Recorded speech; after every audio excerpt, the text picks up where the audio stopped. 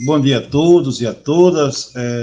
Estamos hoje iniciando um novo ciclo no nosso projeto Sexta-feira, um projeto que já está sedimentado na cultura do TRT da 13ª Região, e é um projeto de sucesso. Há 19 anos que nós implementamos essa ferramenta de comunicação com o servidor e de preparação também. Esse ano, escolhemos um tema que nos é muito caro e importante para a nossa vida, que é finanças para a vida. Então, nesse primeiro semestre, nós vamos discutir as questões de finanças pessoais, finanças familiares, né? Que é um tema muito importante e que a gente não está talhado, infelizmente, a gente não tem a cultura de se preocupar muito com finanças. Mas é importante, e a SEGEP tem se preocupado com esses casos, né? E está dando essa oportunidade para os servidores do tribunal discutirem, levarem à frente essa discussão sobre o finanças para a vida. Inicialmente, eu gostaria de agradecer, primeiro, à Escola Judicial por essa parceria grande, que se não fosse a Escola Judicial, a gente não conseguiria ter esse sucesso. Então, eu queria, me permita nominar aqui as pessoas. Rossana, uma pessoa super gentil, educada, parceira de longa data da gente, o José Vieira também, muito competente, atencioso, né? O Olavo Nóbrega também é uma pessoa também que sempre está disponível para a gente, entre outras, como Valéria, Silvio. Então, a gente tem, por obrigação, de agradecer aquelas pessoas que estão nos proporcionando esse momento. Queria também agradecer a parceria recente que a gente firmou com a Octo Pactual, uma empresa que prima pelo o trabalho com finanças das pessoas, né, com investimentos, tudo, e vai ser a empresa que vai tocar o projeto Sexta-feira nesse primeiro semestre, em 2022. Dentro do projeto Sexta-feira, nós tivemos também um apoio preponderante da presidência do TRT, Dr. Leonardo Videres. Ele nos deixou muito à vontade e sempre apoiou, sempre está disponível para a gente. Então, nossas demandas ele tem acolhido, tem inclusive participado com propostas, com sugestões. Então, é um gestor que a gente tem que agradecer também a participação dele.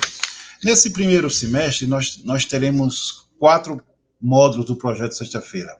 O primeiro, esse Em Busca da Liberdade Financeira, vai ser uma palestra proferida por Matheus Miller, que é um especialista em investimentos, há mais de 5 anos de atuação no mercado financeiro.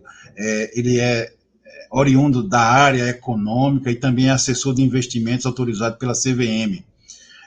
Um dos fundadores do Meu Manual do Mercado, um canal que promove assuntos para a carreira dentro do mercado financeiro, além de ser sócio da nossa parceira, a Octo Capital, que é um escritório de assessoria de investimentos credenciados ao BTG Pactual. A segunda palestra será Investindo para a Sua Aposentadoria, também será ministrada por Gabriel Ferraz, que vai acontecer no dia 29 de abril. A terceira palestra, Caminhos para o Crescimento do Seu Dinheiro, que vai ser ministrada por Joviano Neto, no dia 26 de maio de 2022. E a quarta e última palestra desse semestre vai ser Perspectiva na Economia Brasileira para 2022-2023. Será de Douglas Lima a apresentação e acontecerá no dia 16 de junho de 2022. Então, eu vou deixar vocês com o Matheus Miller e já me despeço e agradeço a participação de todos vocês. Então, Matheus, seja muito bem-vindo, obrigado pela parceria, o TRT da Paraíba te agradece bastante pela disponibilidade e lembrando, pessoal, que a participação de Matheus ela é totalmente gratuita, a gente não está despendendo qualquer recurso público, nosso parceiro. Ele fez questão de que essa parceria se perpetue em outros projetos que a gente também tem aqui no nosso tribunal, que a gente está implementando como o programa de preparação para a aposentadoria. Não é isso, Matheus? Então, a gente vai ter essa alegria de ter eles como parceiro durante todo esse nosso ano. Então, bom dia e vocês fiquem com o Matheus Miller. Pessoal, bom dia a todos. Como o Lúcio falou, é um prazer para nós aqui participar com vocês dessas temáticas que envolvem finanças. A gente sabe que a parte econômica da nossa vida, as finanças de modo geral, elas envolvem uma parte bem significativa da nossa vida, né? Porque finanças envolve o cuidado com a família, envolve o cuidado com a saúde, envolve a multiplicação do nosso patrimônio, envolve a maneira como nós gastamos o nosso dinheiro. Então, ao participar disso de maneira voluntária, é muito bom para a gente, porque a gente fica se sentindo com essa sensação, né? A gente tem essa sensação de que a gente está cumprindo nosso papel, que vai para além de dinheiro, de receber dinheiro, vai muito como vocação mesmo, com o desejo da gente contribuir na vida de vocês, servidores, tá? Fico muito feliz de estar aqui com vocês, fiquem à vontade aí para comentar o que vocês quiserem, a gente vai batendo esse papo aqui. Eu queria apresentar aqui para vocês, mostrar aqui para vocês um slide. Eu não estou conseguindo, mas também não é problema. A gente pode conversar aqui diretamente, olho no olho, não tem problema nenhum. Eu vou me guiando aqui pelo meu script e a gente vai conversando sobre esse tema tão importante para as nossas finanças, que é o tema de liberdade financeira. E primeiro eu queria fazer uma pergunta, não para que vocês respondam necessariamente, mas que vocês reflitam sobre isso. O que você entende por ser liberdade financeira? Liberdade financeira é viajar 2 vezes por ano? Ter liberdade financeira é comer o que você quiser, por exemplo? Ter liberdade financeira é poder não trabalhar nunca mais, por exemplo? Ter liberdade financeira é comprar o que você quiser? O que eu queria levantar essas questões era para que você pudesse refletir sobre o real significado de liberdade financeira. E eu acredito, como alguém que trabalha com finanças já há alguns anos, eu acredito que liberdade financeira está muito mais vinculada a uma sensação de segurança do que necessariamente a um ato ativo de se consumir alguma coisa. Por que eu estou falando isso? Porque normalmente nós olhamos para a liberdade financeira como se fosse um alvo ilimitado de consumo. E isso não é verdade. Porque mesmo os homens mais ricos do mundo, se eles consumirem deliberadamente, sem ter nenhum tipo de noção visual do que se está gastando e de como está gastando o seu dinheiro, é possível que eles cheguem à ruína. Eu lembro de um caso, até um jogador de futebol que dá nome ao meu nome, né, que é o mesmo nome que eu, meu xará, o Miller, que foi atacante do São Paulo ali acho que nos anos 90, 2000, um atacante da seleção, alguém que chegou num sucesso estrondoso na carreira dentro do esporte, e acho que há uns 4, 5 anos atrás, eu me lembro ainda que estava entrando na carreira de finanças, foi feita uma entrevista com ele, e ele estava batalhando por trabalhar com comunicação para tentar voltar a ter alguma renda mensal, porque aqueles milhões de reais que ele tinha acumulado de patrimônio na época, quando era jogador de futebol, simplesmente tinha ruído por causa de maus hábitos financeiros. Então você vê aqui um homem que chegou, talvez numa porcentagem, talvez não, com certeza dentro de uma porcentagem mínima de pessoas na sociedade, um padrão de vida que é bem acima da normalidade, e chegou no fundo do poço por causa de maus hábitos. Aqui, obviamente, que os maus hábitos financeiros não são maus hábitos financeiros por si só. Eles geralmente são acompanhados de outros hábitos. O mindset daquele mal administrador dos seus recursos tá alterado. Então, normalmente, não é só gastar mal, é gastar mal porque a sua convicção, a sua prática demonstra uma convicção que norteia a vida daquele indivíduo. Como, por exemplo, pessoas que talvez não tenham longevidade, não olhem para a vida como sendo algo a ser buscado, longevidade, e acabam gastando deliberadamente porque tem, às vezes, a ideia de que não vai viver muito, eu me alimento mal, eu não tenho um estilo de vida saudável, então eu vou gastar o que eu tiver que gastar mesmo, porque se eu morrer amanhã, eu pelo menos gastei e consumi o que eu queria consumir. Isso é uma visão deturpada da realidade, porque de fato a gente tem que buscar prazer, mas o prazer ele precisa ter o seu devido lugar dentro da nossa vida. Então, o que eu quero dizer com isso é que, mesmo aquelas pessoas que conseguem alcançar um retorno financeiro mensal, eu falo de renda, ou até um acúmulo de patrimônio gigantesco, se tiverem um mindset equivocado, se tiverem uma visão de mundo equivocada e que, obviamente, se desenvolve ali na maneira como nós tratamos o dinheiro, você vai, com certeza, viver consequências terríveis nas suas finanças. Então, o que eu queria fazer inicialmente com essas perguntas sobre o que de fato é liberdade financeira é desmistificar essa ideia ativista de que liberdade financeira é consumir o que quiser, é fazer da maneira que quiser. Não é isso, gente. Liberdade financeira, alcançar a liberdade financeira é a sensação de segurança que o seu patrimônio, que a sua renda, que o seu dinheiro pode gerar para você e para a sua família, tá? Então, eu queria desmistificar essas crenças vinculadas ao consumo inicialmente, porque normalmente a gente tem aquela ideia que o sistema de consumo coloca sobre nós. Olha, eu não sou, eu tenho, obviamente que dentro da minha visão de trabalho eu tendo muito mais a ser um liberal economicamente, mas eu tenho que mostrar para vocês, eu tenho que ser sincero e dizer que por muitas vezes o sistema capitalista, o sistema de consumo quer colocar a goela abaixo dentro da nossa cabeça de que nós precisamos consumir, de que a felicidade está direcionada para o consumo, está intimamente ligada ao consumo. Isso não é verdade. A felicidade de ter a liberdade financeira está muito mais vinculada a ter a sensação de que você tem segurança, de que o seu patrimônio lhe dá segurança de que você, por sua vez, consegue gastar o seu dinheiro com responsabilidade e com funções. Tá? A gente vai falar um pouquinho sobre essas questões de prioridade, de gastos, vai ser bem bacana que a gente fala sobre esses temas mais práticos. Oi. Vou fazer uma pergunta aqui a você, já entrando um pouquinho na aula. Você tentou fazer o compartilhamento da sua apresentação? Tentei. O meu MacBook aqui, infelizmente, eu não consegui espelhar. Eu acho que iria demorar muito para liberar aqui para o pessoal e eu resolvi falar mesmo normal. Beleza, porque tá fluindo super bem, sua aula está sendo maravilhosa. Muito Só obrigado. Se você quiser insistir, mas do ponto de vista não, eu acho que vai demorar muito. Eu acho que demora muito, é melhor a gente seguir aqui para a gente tentar ser aqui o mais fluido possível, tá bom? Pelas mensagens aí, você já está tendo o retorno das pessoas que estão gostando demais da palestra. Vamos continuar. Muito obrigado a todos aí, a você também, tá? Vamos.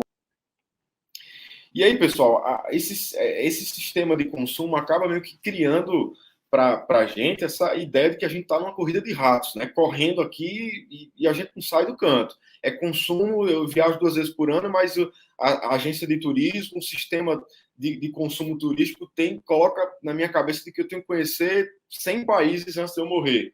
E por aí vai. As marcas, as roupas, o tempo inteiro, a nossa sensação de felicidade está sendo conduzida a essa ideia de consumo. E eu não quero com isso dizer, pessoal, que consumir não traga felicidade. Eu estaria sendo até incoerente com a própria realidade. Consumir traz muitas alegrias, muitas felicidades, mas liberdade financeira não tem nada a ver necessariamente com consumo, mas com a sensação de segurança que o dinheiro pode trazer. Tá? A gente vê aqui uma pessoa que eu lembro aqui, que me vem à memória, uma das minhas grandes referências dentro de finanças é o próprio Warren Buffett. Se você não ouviu falar dele, Warren Buffett é o maior investidor do mundo na atualidade, um homem com 90 e tantos anos, grande acionista da Coca-Cola e de outras empresas no mundo inteiro, e um dos grandes filantrópicos também. Eu li recentemente que Warren Buffett, toda vez que chega dentre os 3 maiores patrimônios do mundo, ele doa uma parte significativa, ele cai lá para 30 e tantos. Então, a liberdade financeira para Warren Buffett, nesse caso, leva ele à filantropia. Isso, eu só queria trazer esse ponto. Eu não quero dizer que você, quando você alcançar a sua liberdade financeira, ou se você já tiver, você precisa doar seu patrimônio para poder ter a sensação de liberdade. Mas eu quero dizer para você que, à medida que os indivíduos vão mudando, nós vamos tendo expressões práticas diferentes do que é liberdade financeira, mas ambas levam para essa sensação de segurança. Então, no geral, que a gente tem, às vezes, a sensação de que a gente não sai do canto, é consumo, consumo, consumo, consumo, e isso tem consequências. Isso acaba gerando bastante consequências para quem está dentro dessa corrida dos ratos, que eu diria até que todos nós estamos, e precisamos o tempo todo estar cientes de que precisamos ser contraculturais nesse sentido.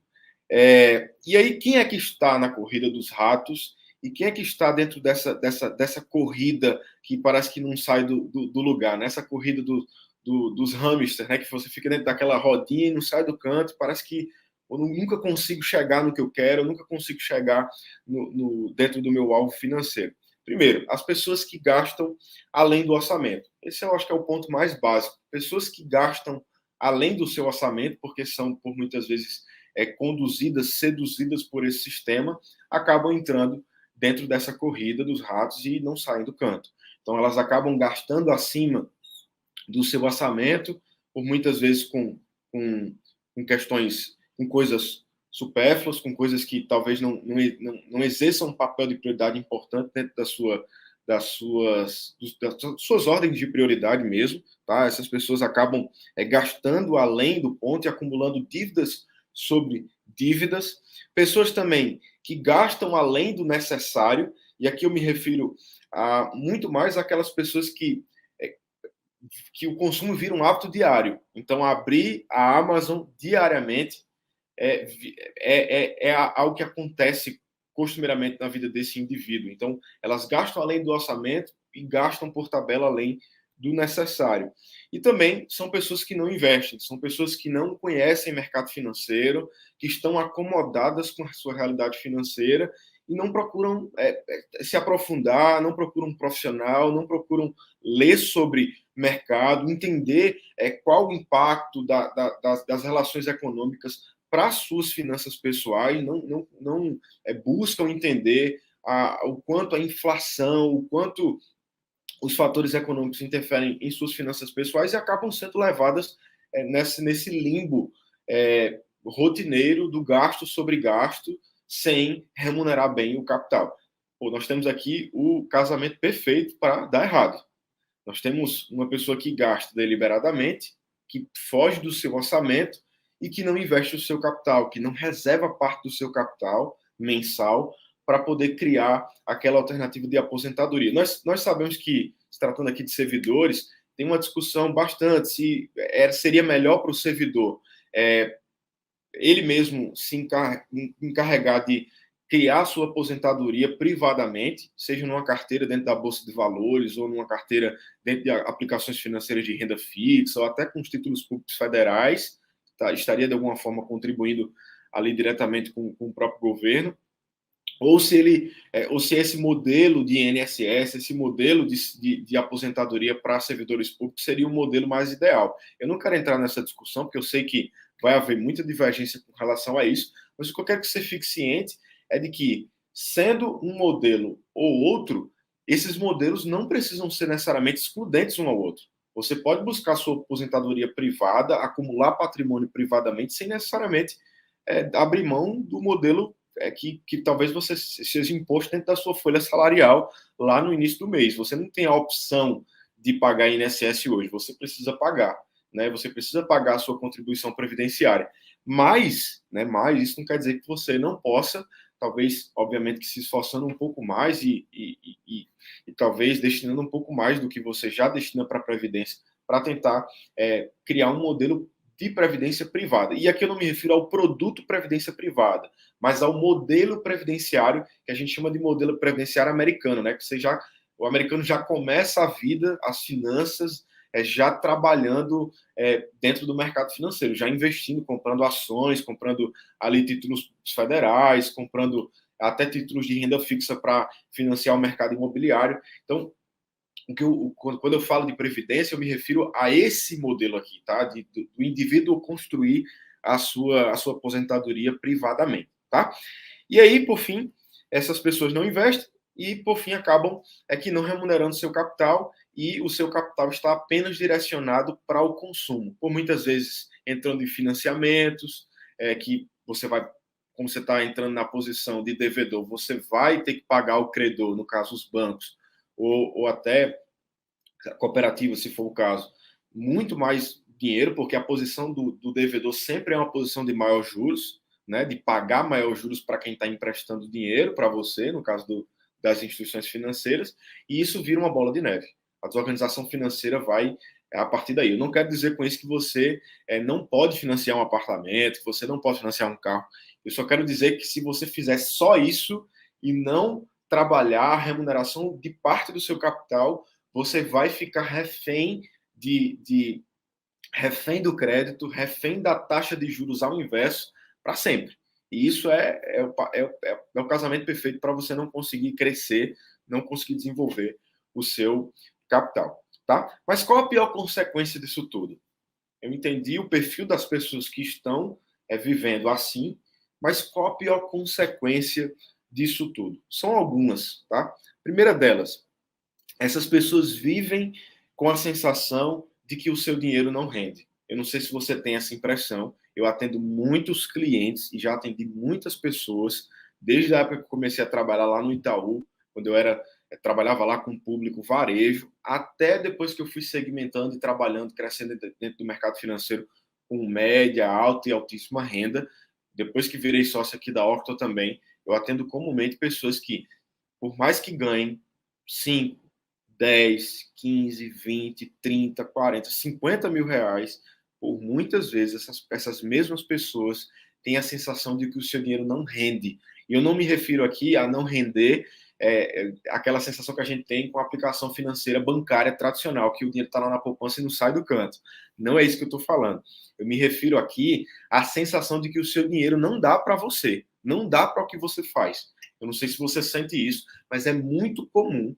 Tá? É muito comum, desde as pessoas que estão desenvolvendo carreira privada, com empresa, ou como diretor, CEO, ou qualquer cargo de empresa privada, desde o dono a qualquer cargo diretivo, ou qualquer cargo comissionado dentro de uma empresa não pública, né, no caso privada, até servidores públicos de maior status, muitos deles estão com a sensação mensalmente de que o seu dinheiro não rende, não consegue adequar o seu padrão de vida. E aí entramos em uma pergunta. Primeira, será que é o dinheiro que não rende, ou será que o indivíduo que conduz esse dinheiro e que conduziu nos últimos anos criou um modelo de gestão de finanças mensais que não é adequado àquela realidade de renda mensal?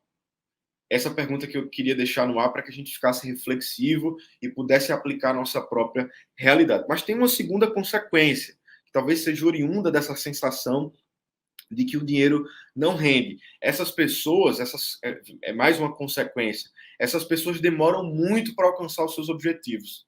Então, desde a aquisição de uma casa própria, ou aquisição de um novo carro, ou aquisição de uma viagem, ou de um curso, ou de qualquer outra coisa, se torna sempre mais difícil. Então, os objetivos desse indivíduo, financeiramente falando, é muito mais difícil. Mas nós temos uma outra consequência. Essas pessoas não alcançam por tabela os seus maiores sonhos. A gente vai falar sobre isso, Marlene, sobre a inflação. É bem interessante a gente falar sobre isso, porque, com certeza, é um ponto importante para a gente falar de finanças. Tá? Aqui a gente está direcionando mais para o indivíduo, né, pessoalmente falando. A inflação está para alcançar pessoas organizadas e desorganizadas financeiramente. Isso não vai alterar, né? Vai dificultar ou facilitar a organização. Mas o fato é que pessoas que, às vezes, se tornam desorganizadas financeiramente por um estilo de vida, são desorganizadas com inflação baixa ou com inflação alta. Essa é a realidade. E aí essas pessoas, por tabela, não alcançam os seus maiores sonhos e acabam sendo pessoas refém das contas, refém das dívidas, refém da inflação, refém dessa sensação de que o nosso dinheiro não rende e não cresce. Tá? E por tabela, os objetivos financeiros também ficam por água abaixo. Então, investir, remunerar melhor o seu capital, planejar uma aposentadoria, isso tudo vai por água abaixo diante de um cenário de alguém que vive de maneira desorganizada, tá? E aí, como é que eu faço para sair? Matheus, entendi aqui,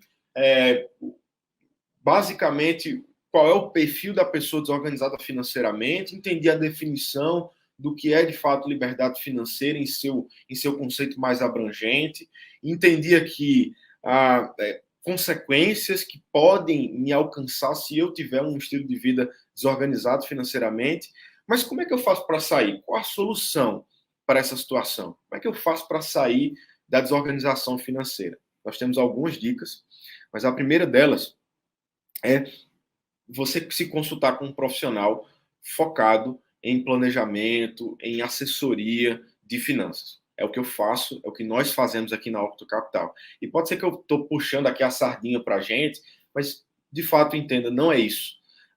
Desde muito cedo, eu queria falar sobre a minha profissão um pouco lá nos Estados Unidos, por exemplo, vou usar esse exemplo porque é um dos países que mais desenvolve a carreira de assessor de investimento, que mais desenvolveu ao longo da história. Os assessores de investimento são chamados para o Natal das famílias que ele assessora. Você vê a posição importante.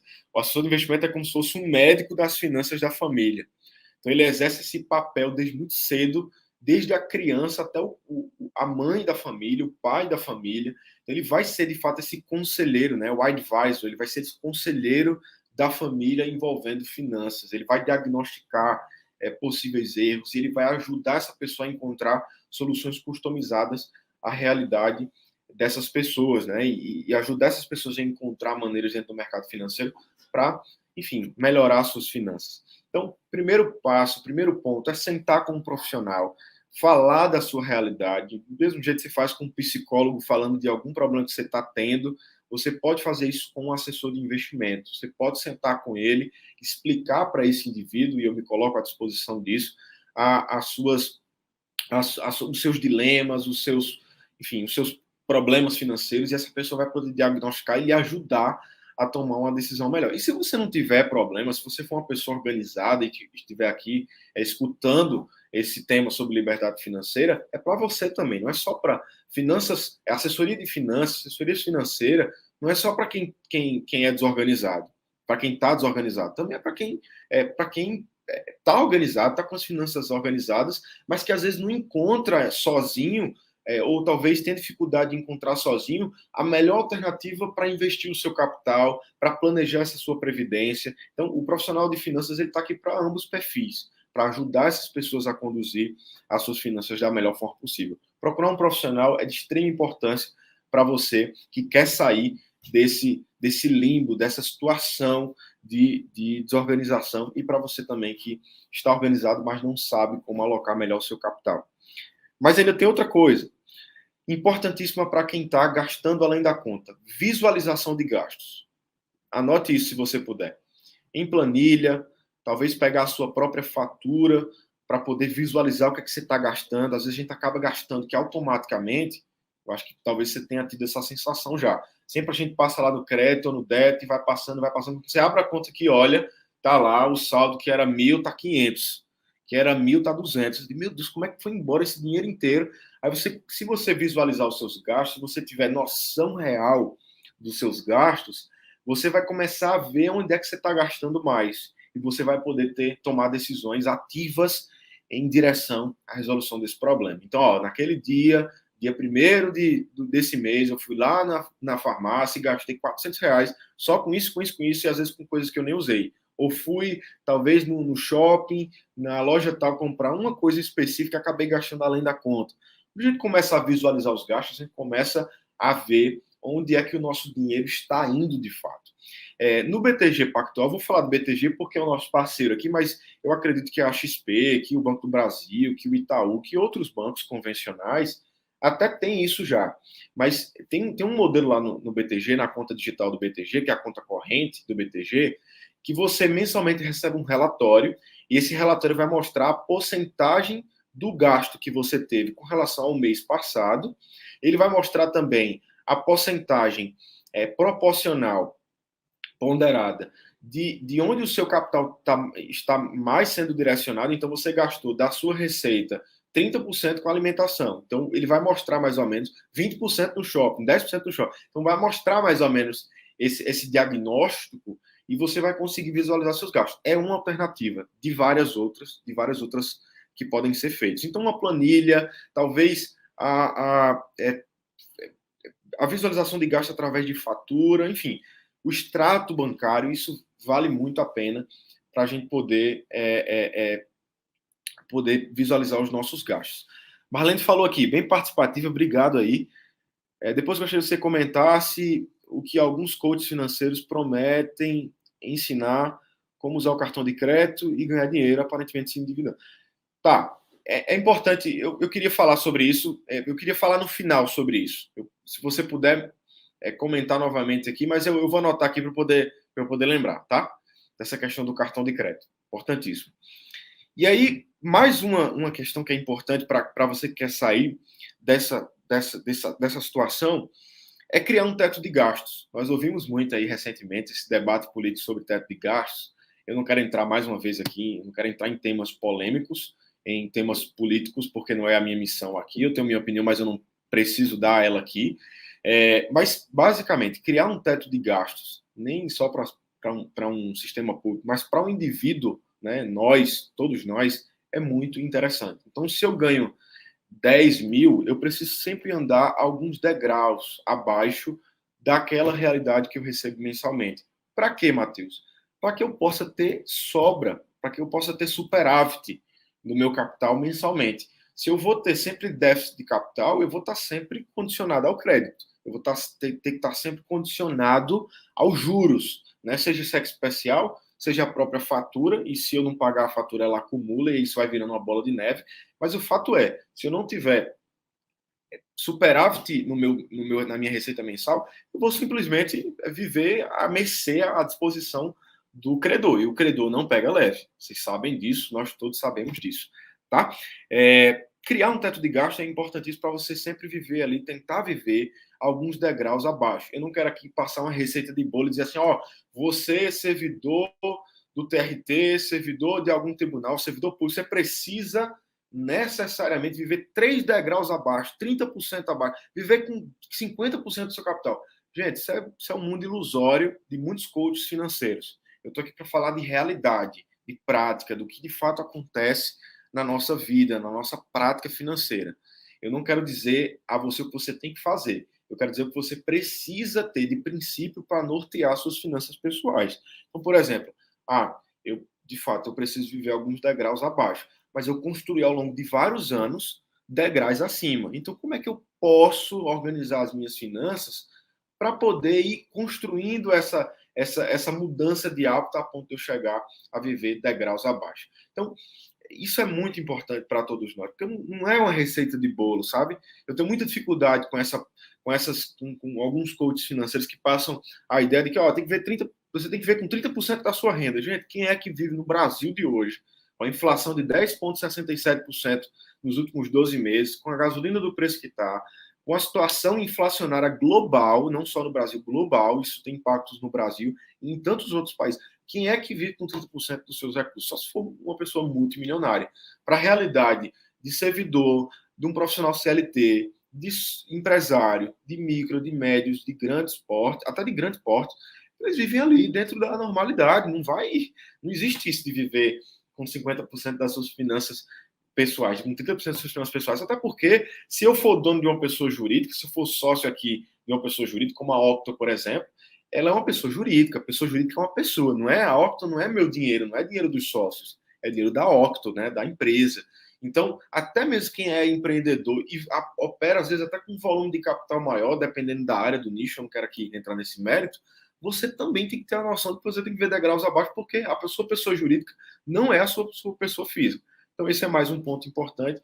E para você que é servidor, é importantíssimo, porque apesar da gente ter, né, apesar de vocês terem os seus recursos certos no próximo mês, primeiro, vocês podem ter um problema previdenciário futuro, porque tem essa discussão que eu já entrei aqui, né? Vocês vão saber melhor do que eu dessa discussão.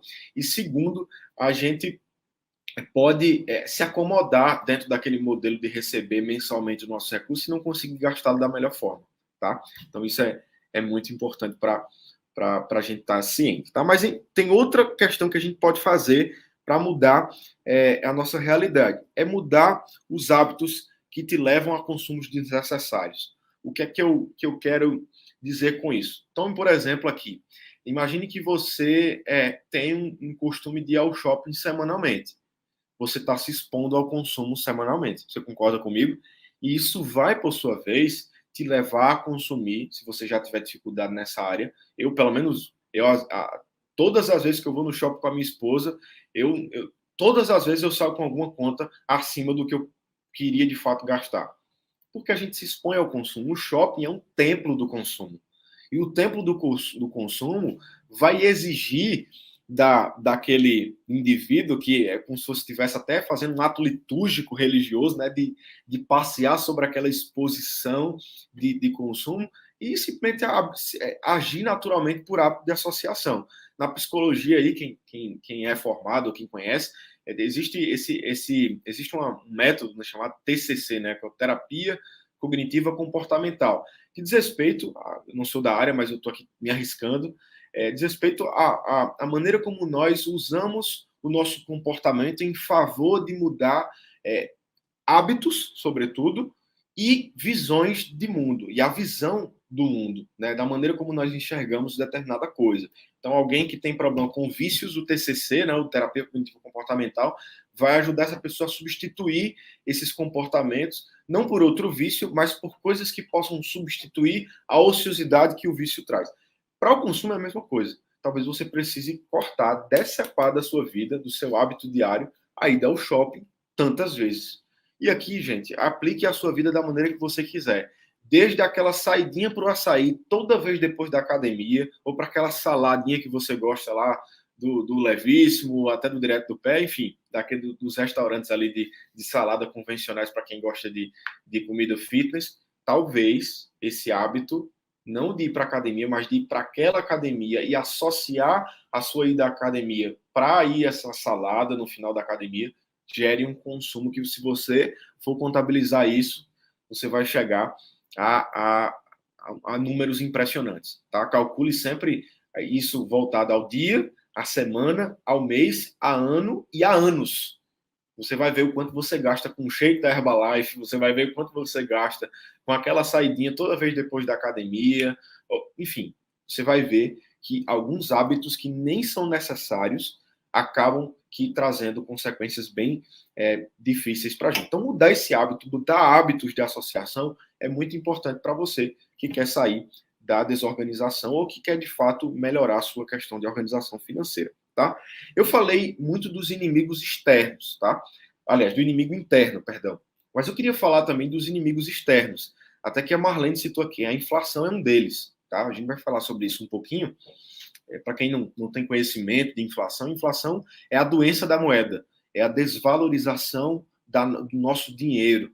Pense aqui, por exemplo, numa feira, né, na sua ida ao mercado, com R$ 500 há 200 anos atrás, perdão, há 10 anos atrás, você comprava X coisas. Hoje, você, com os mesmos R$ 500, você não compra as mesmas coisas que você comprava 10 anos atrás. Tá? E isso tem implicações bem significativas na nossa vida. Eu falo de mercado, de feira, mas isso se aplica a tudo, a carro, enfim, a tudo que a gente consome, a tecnologia, a tudo, absolutamente, a energia, ao consumo da própria energia, enfim, tudo isso tem muitas implicações. A inflação, com certeza, é um dos maiores inimigos externos, né, do indivíduo que quer se organizar financeiramente. Tá? Porque ele simplesmente tira o poder de compra da sua moeda, e tira o poder de compra do real. Para você ter uma ideia, o salário mínimo em 1994 era R$ 67. Então, com R$ 67, o brasileiro conseguia comprar muita coisa. Eu não quero dizer aqui que R$ 67 naquela época representava um grande salário, mas o fato é, eu lembro que meu pai até falou para mim que na época que eu nasci, meu pai era do Exército, e o salário dele era R$ 142. E ele ficou super feliz porque na época que eu nasci, ele teve uma promoção e foi para um salário de R$ 250. Se você é servidor aqui, se você é servidor há mais de, sei lá, 15 anos, você vai ver a diferença, né? Os reajustes que foram necessários ser feitos para poder ajustar o seu capital minimamente, porque não ajusta completamente, mas minimamente ao que o nosso dinheiro vem perdendo poder de compra ao longo dos anos, tá? Eu posso conversar aí, me disponho a conversar com vocês até, se for o caso, presencialmente, se você quiser conversar comigo sobre esse tema, estou à disposição, mas a inflação com certeza é um tema que pode arruinar a nossa realidade econômica, principalmente se a gente tiver uma realidade financeira desorganizada, tá? A gente sofre mais. Mas existe outro inimigo externo, tá? Eu falei dos nossos inimigos internos, que são é o nosso próprio eu, né? Os nossos hábitos, a nossa maneira de enxergar as coisas. Citei agora o primeiro, que é a inflação, que seria o inimigo externo, mas tem outro inimigo externo, que dentro da realidade econômica brasileira já causou muitos danos para todos nós, tá? Que é um modelo tradicional de credor, que é um modelo tradicional bancário, tá? E você pode dizer assim, Pato, você não trabalha em instituição financeira? Eu não falo de todas as instituições financeiras, eu falo de algumas instituições financeiras, bancárias especificamente, que ao longo da história monopolizaram o crédito no Brasil, tá? O mercado no Brasil, e ditaram as regras do jogo, a ponto de fazer com que 90% da economia do país, do dinheiro em conta, estivessem em 4 instituições apenas do Brasil. Foram essas instituições, essas 4, que praticamente ditaram as regras do jogo, se tratando de economia no Brasil. Eu não quero dizer com isso que só tem pontos negativos, tem muitos pontos positivos, mas eu quero dizer com isso, pessoal, que existem algumas consequências de monopolizar o crédito, da regulamentação do crédito convencional do Brasil, do modelo de mercado financeiro no Brasil, do modelo popular de mercado financeiro, porque tem um mercado financeiro que a gente não conhece convencionalmente, e eu vou explicar para vocês, mas isso gera muitos impactos. Primeiro, para as próprias empresas. Então, as empresas elas precisaram ao longo da economia, ao longo do desenvolvimento histórico do Brasil, de amplo capital para crescer. Toda empresa precisa de capital. Ela pode usar capital próprio, pode usar capital de terceiros. Convencionalmente, as empresas procuraram os bancos convencionais para buscar o crédito e ali fazer um projeto que ela quer desenvolver, seja um projeto de infraestrutura, seja um projeto imobiliário, seja para financiar o capital de giro. Enfim, eu não vou entrar nessas linguagens privadas porque o meu público hoje não é esse. Mas eu quero dizer para você, eu quero lhe lembrar que as empresas estão aí na economia precisando de capital. E onde é que elas pegaram dinheiro ao longo do nosso desenvolvimento histórico? Normalmente nas 4 instituições que dominaram, tá, o mercado, a economia, ao longo dos anos aí. E o que convencionalmente aconteceu? A taxa de juros, né, a taxa para captação de recursos sempre lá em cima. Então, por parte das empresas, um altíssimo custo de capital. Mas por parte, né, do investidor, de você que colocou dinheiro lá no Banco Itaú, lá no Bradesco, lá no Santander, lá na Caixa Econômica, lá no Banco do Brasil, você também, ao longo da história, isso é números, não é a minha opinião, já também foi mal remunerado o seu capital. Então a gente tem aqui, mais uma vez, um casamento perfeito para dar errado. Temos aqui, de um lado, as empresas querendo capital, mas pagando muito caro pelo capital, por causa da monopolização do crédito no Brasil, e do outro lado a gente tem os indivíduos que colocam dinheiro nos bancos convencionais sendo muito mal remunerados. Ora, a gente tem aqui, de fato, uma conta que não fecha. Então, por exemplo, o que acontecia naturalmente? Os bancos convencionais chegavam para essas empresas que precisavam de recursos para financiar os seus projetos, emprestavam ali uma taxa de 15% ao ano, por exemplo. Mas iam no mercado, nas contas correntes, captar recursos dos investidores, de você, investidor, de mim, investidor, lá numa poupança, lá num CDB, ou num LCI, ou num LCA, uns títulos convencionalmente bancários, captando a 3% ao ano de média, a 2% ao ano de média. Então, você concorda comigo que entre emprestar 15% e captar os recursos a 2% ao ano, a gente vai ter aí 13% de sobra. Para onde é que foi esse dinheiro historicamente? Para as instituições financeiras, tá? Para os bancos convencionais. É o que a gente chama no mercado de spread bancário. É o dinheiro que o banco ganha em cima do seu dinheiro. E aí, o que é que a gente... Depois de identificar esse problema, esse inimigo externo, né, que é um inimigo muito mais voltado para a parte de investimento, de remuneração do seu capital, a gente tem que solucionar, a gente tem que procurar soluções. Qual é a solução principal? Qual é a maior solução para essa situação? É o que a gente chama hoje, nas casas especializadas em investimento, de desintermediação financeira e bancária, que nada mais é do que tirar os bancos convencionais das jogadas e dar acesso a você, a essas empresas que precisam captar recursos no mercado e captam recursos, por muitas vezes, muito acima da realidade de mercado, porque simplesmente o brasileiro ainda investe muito pouco no mercado de capitais e no mercado financeiro. Elas precisam, infelizmente, migrar e buscar lá no mercado convencional. E acabam pagando muito mais caro por isso. Então, esse processo natural de fazer com que você deixe de ser assessorado pelos bancos convencionais e procure casas especializadas que façam com que você divida essa gordura que historicamente ficou para o banco e dando benefício para a empresa, que ao invés de pagar 15, pagar 12, e você, ao invés de receber 2 numa poupança, num CDB, receba 10. Obviamente que existem os custos das operações e os custos das corretoras, mas isso diminui o custo efetivo ali de capital para as empresas e aumenta a remuneração do seu capital investidor. Você concorda comigo que quem tem que ser melhor remunerado pelo capital investido é você, investidor, e não o banco?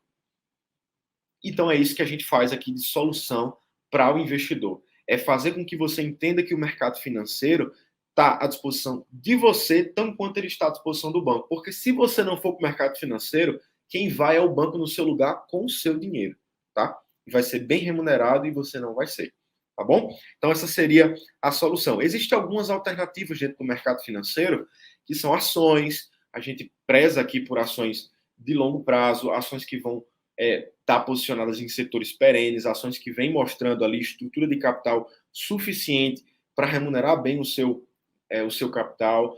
Nós temos também títulos de renda fixa para aqueles mais conservadores, que não querem estar se expondo à volatilidade, mas querem ter ali uma renda mensal, talvez até uma construção de patrimônio mais segura, obviamente que dentro de contextos de risco que a gente pode explicar para você. Mas o mercado financeiro está recheado de oportunidades. Eu não posso aqui passar mais uma vez uma receita de bolo, porque mercado financeiro é entender a sua realidade e passar para você uma estratégia adequada à sua realidade.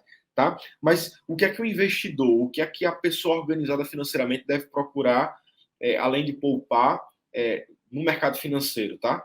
Deve primeiro procurar proteção patrimonial da inflação, então procurar proteção da desvalorização da moeda, procurar investir em setores perenes que vão desenvolver a economia, porque vocês vão de convir comigo que vocação tem muito mais a ver, tá? Tem muito mais a ver com função do que necessariamente com dinheiro. Dinheiro é consequência de vocação bem-sucedida. Tá? Então, quando você investir, você tem que pensar em vocação também. Você tem que pensar que o seu dinheiro, que apesar da gente olhar para o mercado financeiro e ver muitos números, gráficos, balanços, parece que aquilo é tudo coisa inanimada, mas não é. Tudo aquilo tem função na economia real. Tem alguma função dentro do modelo econômico geral. E isso vai dar essa sensação para o investidor que está consciente da sua função social, do seu papel social como investidor, de que o seu dinheiro está sendo alocado em alguma coisa que vai agregar valor para a sociedade. Aqui a gente já fez projetos que empregaram mais de 2.000 pessoas em um só projeto. A gente já teve projeto que vai transmitir energia para lugares que não têm uma energia tão sustentável como a gente tem aqui numa capital urbana. A gente já fez projetos aqui que estão destinados à geração, à transmissão e à distribuição de energia. A gente já fez projeto em porto, projeto para empresas de tecnologia. Então, você tem que estar atento à função que o seu dinheiro vai cumprir dentro de um modelo social. Isso é muito importante, porque, diga-se de passagem, nós não estamos aqui só para ganhar dinheiro e gastar com a nossa própria realidade. A gente pode até pensar que a vida funciona assim, mas basta as frustrações da vida nos alcançar para a gente entender que o nosso papel ele é muito mais um papel de serviço, né, com o que a gente faz, serviço à nossa família, serviço à família das pessoas, serviço às pessoas com o nosso trabalho.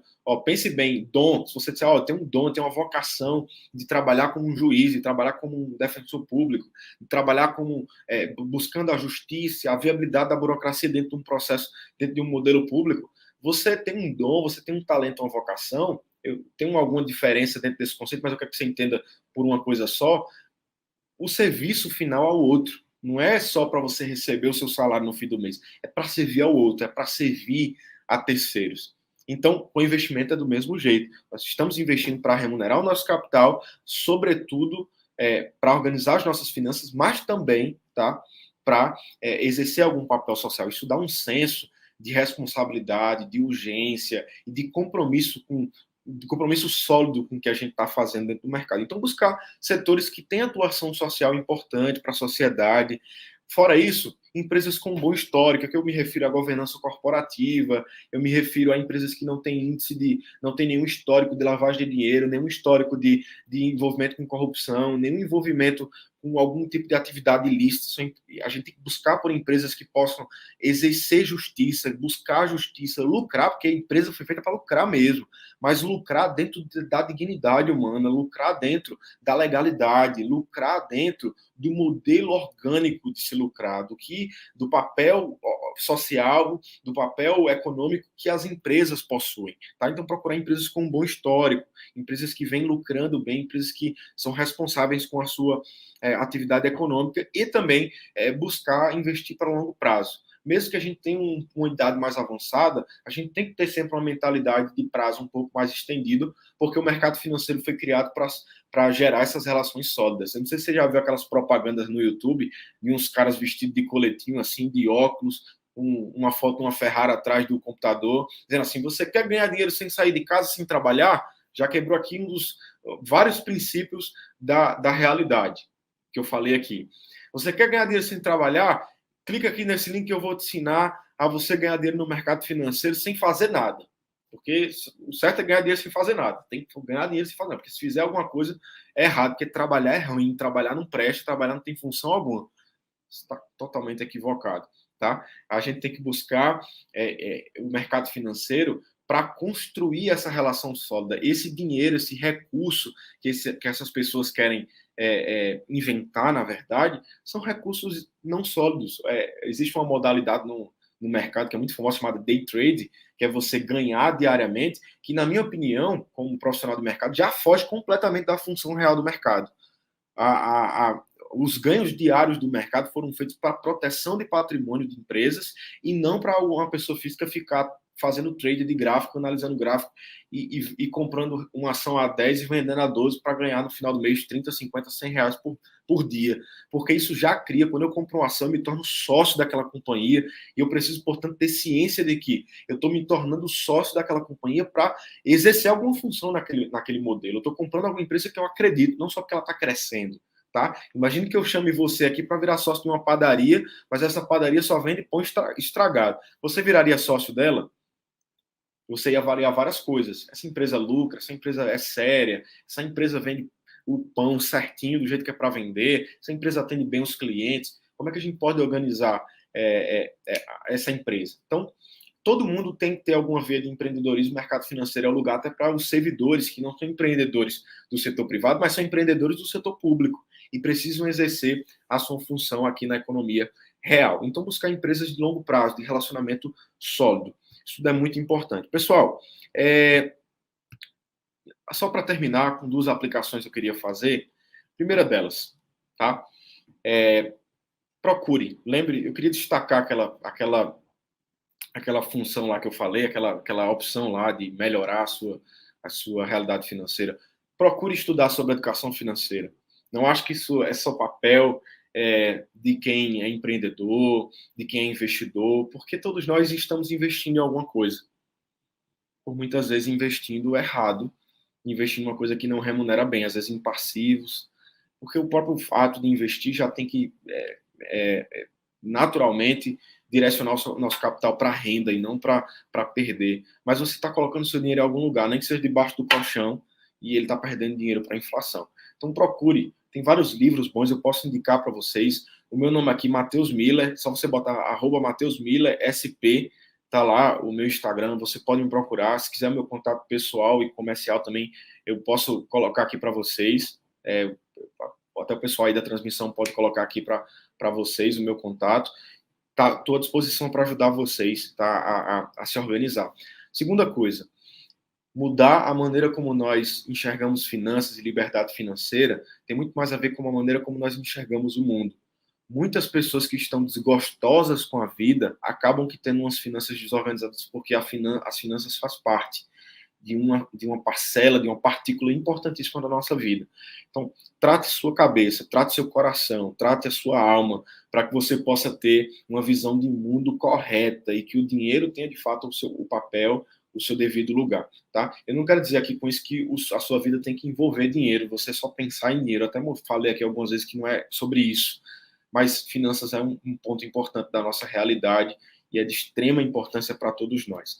Olhe para as finanças como algo importante, mas trate primeiro a sua mente, trate primeiro o seu coração, porque muitas pessoas estão desgostosas com a vida, acabam se entrando em uma desorganização financeira ilimitada e viram uma bola de neve. Trate a sua visão de mundo e isso vai impactar a maneira como você visa. Eu vou citar uma visão de mundo que tem impactos financeiros. Existia uma visão de mundo grega muito antiga que impacta muito a nossa geração. Tá? Eu pesquiso muito sobre esse tema de visão de mundo, é uma coisa que impacta muito. Na filosofia alemã é chamada de cosmovisão. Mas é um tema muito bacana, é um tema que pode impactar bastante a nossa realidade financeira, inclusive. Eu venho estudando há alguns anos sobre isso e foi um tema desenvolvido por um filósofo chamado Immanuel Kant. Pode parecer filosofia uma coisa muito abstrata, muito não objetiva, mas não é, tem implicações muito práticas. Tem um modelo grego antigo, muito antigo, que era a ideia de que a nossa vida se resumia apenas à matéria. Tá? Eu não quero entrar no mérito se está certo, se está errado, eu tenho minha opinião, mas eu não preciso estar expressando isso aqui. Mas para aquela visão de mundo, para aquele modelo de visão de realidade, a vida das pessoas estão resumidas ao material. Tá? Então, morreu, acabou. Só se resume aquilo. Só se resume ao material. E isso fazia com que essas pessoas buscassem cada vez mais o prazer, deliberadamente. O prazer. Se é para buscar o prazer, se é porque a gente vai morrer, se é porque a vida só se resume a isso aqui, se não tem muito propósito as coisas, vamos gastar e vamos viver, vamos buscar o que a gente quer, desde a sexualidade até as finanças, ao consumo. Isso tem impactos significativos. Essa visão, por mais que a gente não tenha isso cognitivamente, claro, objetivamente, sistematicamente na nossa cabeça, nós, por muitas vezes, respondemos com a nossa prática, seguindo um pensamento dessa maneira. E eu vou explicar por que isso tem impactos negativos na nossa realidade. Quando eu olho para a realidade e vejo que ela não tem propósito, que ela não tem sentido, que o meu trabalho é só para trabalhar, que o meu dinheiro no final do mês é só para ganhar o dinheiro mesmo, e que eu tenho que gastar o que eu quiser e consumir o que eu quiser e não estou nem aí para as finanças, vamos consumir, vamos gastar porque amanhã nós podemos morrer. Eu não quero dizer que, de fato, a gente não sabe, amanhã a gente pode morrer, partir mesmo. Mas, assim, o que eu quero dizer com isso é que a enxergar a vida dessa forma, ao resumo do prazer, nós acabamos que, por muitas vezes, desandando as nossas finanças. Eu não quero dizer que todo mundo que segue essa linha mais materialista vê o mundo dessa forma, tá? Não quero generalizar, mas que normalmente pessoas que veem a vida dessa forma tendem a se embananar, a patinar dentro de alguma área específica, seja com a família, seja com as finanças, seja com a sua própria saúde mental, o seu próprio coração e às vezes em tudo, né? Porque também acontece. Então trate isso aqui.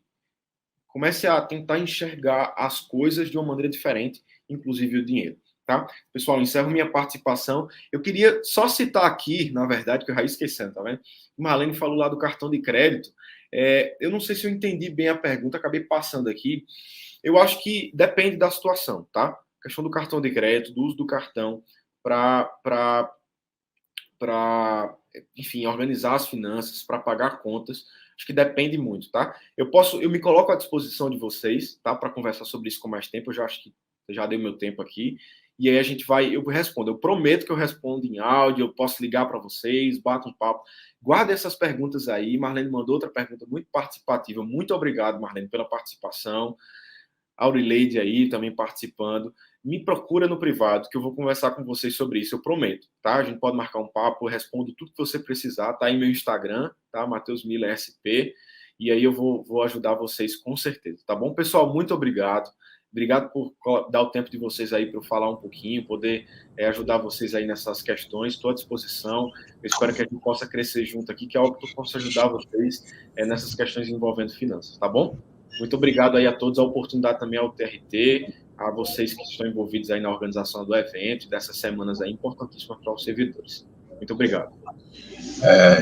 Matheus, quem agradece é a gente. Eu acho que espetáculo a sua fala, no mínimo mexeu com a estrutura de muita gente que te escutou, né?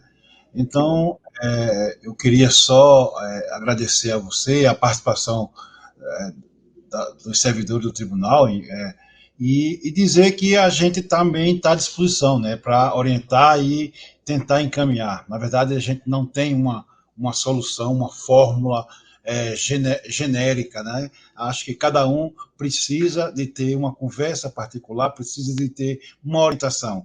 Então, essa perspectiva de investimento, né? A gente sempre foi talhado para poupar, né? E a gente sabe que poupança hoje não é investimento. A gente sabe que poupar não significa botar o dinheiro para trabalhar para a gente, né? Então a gente precisa aprender muito e a perspectiva, a ideia norte-americana, né, de fazer dinheiro, né, sem ter máquina de fazer dinheiro, mas isso é muito importante. Então, a gente, quando conversa com os americanos, todo mundo diz, fiz dinheiro, vou fazer dinheiro. Então, isso é muito bom para a gente. E você deu uma explanação muito boa, muito clara e de forma muito simples, né? Eu acho que foi absorvida por todo mundo que estava te assistindo. Parabéns pela tua eloquência, parabéns pela tua desenvoltura, né?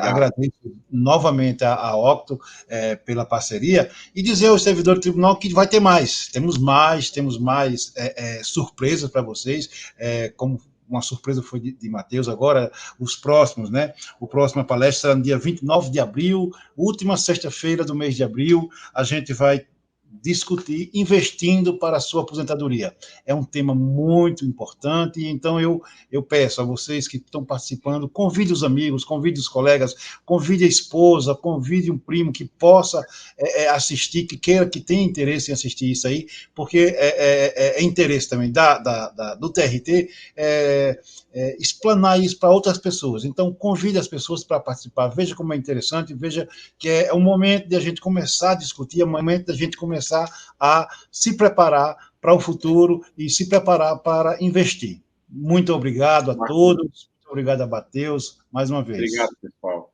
Se quiserem me procurar, fiquem à vontade aí. Eu vi algumas pessoas com dúvida aí qual canal procurar. Acho que o pessoal da transmissão colocou aí o Instagram. Meu WhatsApp está à disposição de vocês também. 998-22-1160, tá? 998-22-1160. Fiquem à vontade para entrar em contato comigo e a gente bate esse papo.